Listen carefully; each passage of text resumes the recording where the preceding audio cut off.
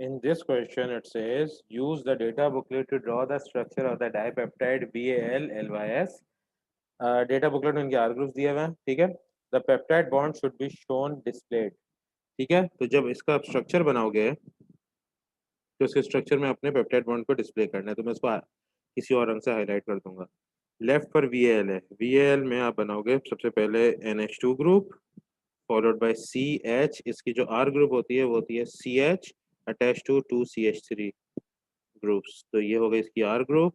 फिर हो गए C डबल बॉन्ड O इस मॉलिक्यूल का, दूसरा मॉलिक्यूल स्टार्ट हो रहा है यहाँ से NH ग्रुप दूसरे मॉलिक्यूल का हो गया विच इज LYS। इसमें फिर C आ गया, H इसका जो R ग्रुप होता है उसमें CH2 चार दफा आता है followed by another NH2 group, ठीक है। And finishing of we have C double bond O single bond OH। ये हो गया आपका डाइपेप्टाइड। इन्होंने बोला था कि the peptide bond should be shown displayed, तो मैं उसको ग्रीन बॉक्स के अंदर शो कर रहा हूँ कि this is the peptide bond, ठीक है। So this is your dipeptide BAL-LYS. Part B says the isoelectric point is the pH at which the amino acid exists as a zwitterion. बिल्कुल ठीक है क्योंकि both the functional groups are charged, तो जितनी भी होंगी वो सब चार्ज होंगी। The isoelectric point of valine is 6 and of lysine is 9.8, ठीक है। A mixture of dipeptide valine VAL-LYS and its two constituent amino acid valine and lysine was analyzed by electrophoresis using a buffer at pH 6। pH 6 पे आपका जो valine है उसकी both the groups are charge, और valine के अंदर होती है एक NH2 और एक CH, यानी नेट चार्ज जीरो होगा। But isoelectric point of lysine is 9.8 और हमने 6 पे किया है। याद रखना ट्रीटमेंट ऑफ पीएच कैसे करोगे। अगर आइसोइलेक्ट्रिक पॉइंट इस केस में 9.8 है तो any pH value below 9.8 will be treated as the acidic pH and any pH value above 9.8 will be treated as the alkaline pH। चाहे फिर वो एसिडिक रेंज या अल्कलाइन रेंज में हो या ना हो, ट्रीटमेंट उसकी वैसे होगी। सो पीएच ऑफ 6 है तो एसिडिक, लेकिन अगर ये पीएच 8 भी बोलते हैं तो उसकी ट्रीटमेंट एसिडिक पीएच की ही होती, बिकॉज आइसो इलेक्ट्रिक पॉइंट जो है उससे लोअर है। लोअर पीएच की ट्रीटमेंट होती है एसिडिक पीएच की ट्रीटमेंट, और हायर पीएच की ट्रीटमेंट होती है एल्कलाइन पीएच की treatment. So based on this in a buffer of pH 6 lysine के जो NH2 ग्रुप्स हैं वो चार्ज होंगे, and since lysine has two NH2 groups तो लाइसिन का नेट चार्ज +1 होगा। So net charge of valine is 0, net charge of lysine is +1, और net charge of the dipeptide, क्योंकि डाइपेप्टाइड आपके सामने डिस्प्लेड है, इसके अंदर एक ब्लू रंग का NH2 ग्रुप है, एक आपका जो है वो रेड वाला NH2 ग्रुप है, दो NH2 ग्रुप्स हैं, तो दोनों का चार्जेस पॉजिटिव होंगे, ठीक है। तो इसका नेट चार्ज +2 होगा, ठीक है। डाइपेप्टाइड का चार्ज +2, लाइसिन का चार्ज +2, ठीक है, और वेलिन का चार्ज 0। अब देखते हैं आगे इन्होंने क्या पूछा है।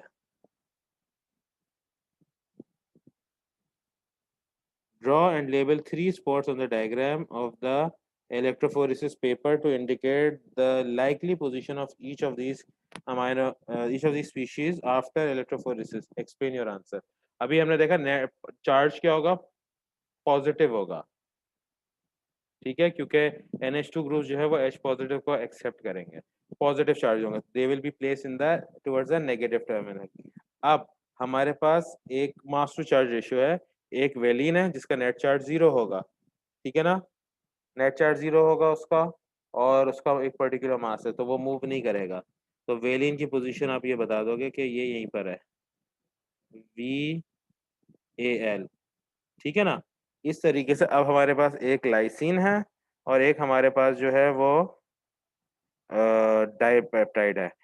लाइसिन में हमने डिस्कस किया था कि उसका नेट चार्ज +2 होगा और उसका मास कम है, मास कम है चार्ज ज्यादा है, इसका मतलब उसका ओवरऑल वैल्यू जो है वो छोटी होगी।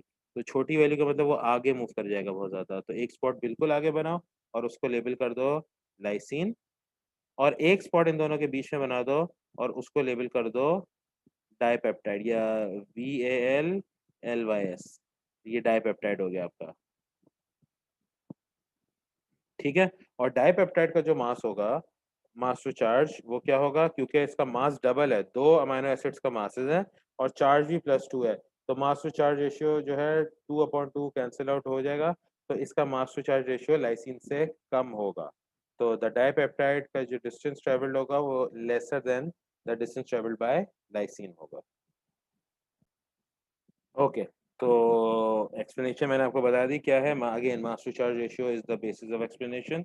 आगे देखते हैं सवाल में क्या पूछा गया है। कुछ भी नहीं, दैट्स इट, ये वाला सवाल हो गया। Last question for electrophoresis, use the information from the data booklet to draw the structure of the dipeptide GLU-CYS।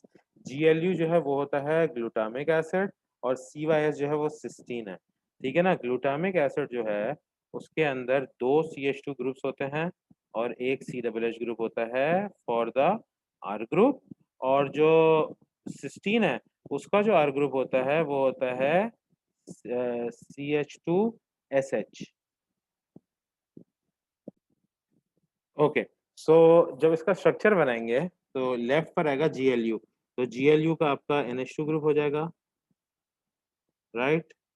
फिर आ जाएगा CH, नीचे इसका आएगा R ग्रुप, R ग्रुप होता है CH2 CH2 COOH। ठीक है। इसके बाद आपका आ जाएगा C double bond O group of glutamic acid, और यहाँ से हमारा सिस्टीन का मॉलिक्यूल शुरू होगा। सिस्टीन का NH आ गया, ठीक है। CH, CH2SH इसका आर ग्रुप हो गया, और finishing of C double bond और सिंगल बॉन्ड OH। ऑल्दो यहाँ इन्होंने बोला नहीं है, लेकिन मैं फिर भी इसके अमाइड बॉन्ड को ग्रीन बॉक्स से हाईलाइट कर रहा हूँ। This is the amide bond, ठीक है, which is form by the removal of water through condensation polymerisation. Okay, अब आगे देखो। The isoelectric point is the pH at which the amino acid exists as a zwitter, and we already know that. The isoelectric point of glutamic acid is 3.2 and cysteine is 5.0. ठीक है। A mixture of the dipeptide GLU-CYS and its two constituent amino acids, glutamic acid and cysteine, was analyzed by electrophoresis using a buffer of pH 5.2. अब देखो, isoelectric point से ऊपर है pH, तो इसको alkaline treat करेंगे, और एल्केलाइन मीडियम में जो एसिडिक ग्रुप होती हैं वो चार्ज होती हैं, नेगेटिव चार्ज। तो look at the structure. Dipeptide अपनी जगह, पहले हम लोग इंडिविजुअल अमीनो एसिड का देखते हैं। जो ग्लूटामिक एसिड है उसके अंदर दो COOH ग्रुप्स हैं, उसका नेट चार्ज -2 होगा। जो सिस्टीन है उसके अंदर नेट चार्ज जो है वो 0 होगा, क्योंकि एक NH, नहीं, -1 होगा एक्चुअली। एक NH2 है और एक COOH है, तो COOH जो है अपना H पॉजिटिव दे देगा, और इससे जो है इसका नेट चार्ज -1 होगा। और जो डाइपेप्टाइड है, डाइपेप्टाइड का चार्ज भी -2 हो जाएगा। क्यों? क्योंकि ओवरऑल डाइपेप्टाइड मॉलिक्यूल में देखो, एक रेड वाला COOH ग्रुप है जो लिखा हुआ है, और एक ब्लू वाला COOH है। तो ओवरऑल डाइपेप्टाइड में भी -2 चार्ज है। आपका जो सिस्टीन मॉलिक्यूल है उसमें -1 चार्ज है, और जो ग्लूटामिक एसिड का मॉलिक्यूल है उसमें -2 चार्ज है। So a mixture of dipeptide GLU-CYS and its two constituents were analyzed using electrophoresis using a buffer of pH 5.2 alkaline buffer में। The results obtained are shown। ठीक है, ये रहे result E, F and G। Suggest identities for the spots responsible for E, F and G and explain। भाई maximum distance कौन सा move करेगा? जिसका मैक्सिमम वो होगा, मिनिमम आपका मास टू चार्ज रेशियो होगा। तो जो ग्लूटामिक एसिड का मॉलिक्यूल है उसका चार्ज -2 है, और मास सिंगल अमाइनो एसिड का है, तो E is your glutamic acid.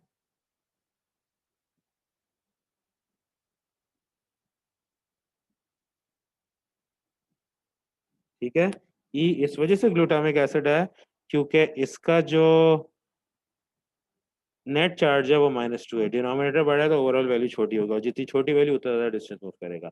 F और G में, अब डाइपेप्टाइड जो है उसमें Mr × 2 है, दो अमीनो एसिड्स का चार्ज -2 है, और जो ये डाइपेप्टाइड है, ठीक है ना। डाइपेप्टाइड, डाइपेप्टाइड की बात हो रही है। दूसरा जो है CYS सिस्टीन, इसके अंदर Mr सिंगल अमीनो एसिड का चार्ज -1 है। तो टेक्निकली टेक्निकली इन दोनों का जो मास टू चार्ज रेशियो है वो 1:1 है, ऑलमोस्ट द सेम, तो they should be close to each other. लेकिन F आगे बढ़ा हुआ है और G पीछे है। This has to do with the pH of the buffer used. ये एक नई चीज आई है।